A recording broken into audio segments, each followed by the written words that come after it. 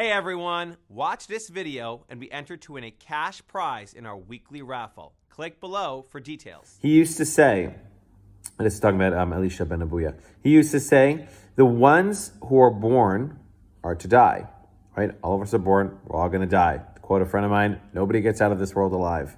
And the ones who have died are to be brought to life. Nothing that was ever alive is ever dead forever. Look at a tree, right? Like a seed.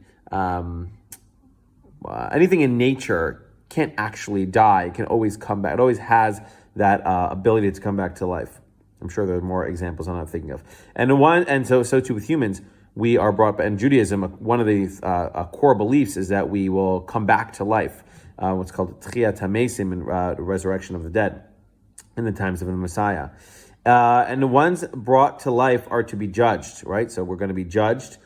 After we die, we go through a judgment period before we come back to life. Some people say also after we come back to life, or maybe only after we come back to life.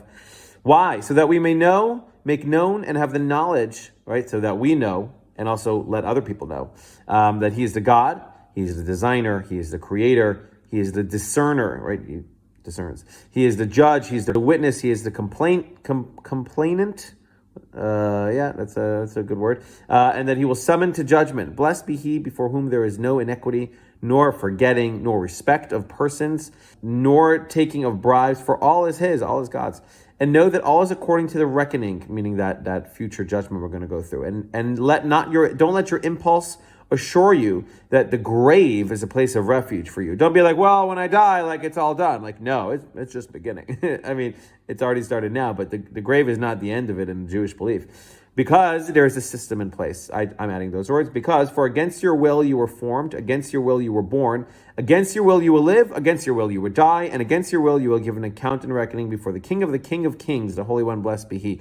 That there is a system in place. God is a sentient, cognizant being, yes, and He can override the system whenever He wants, and sometimes He does.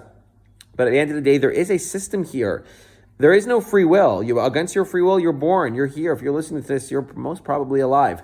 You're alive. You're going to die. You're going to come back to life. There's a reckoning.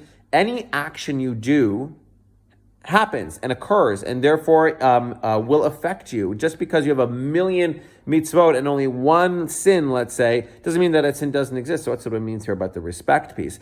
God respects, of course, every person, but He respects him and her to the point where every action is so important that even a tiny sin will have its consequence, even if it is outweighed by a million different mitzvot. Just like Moses, his tiny sin of getting angry still existed, even though he had so many good things on his plate.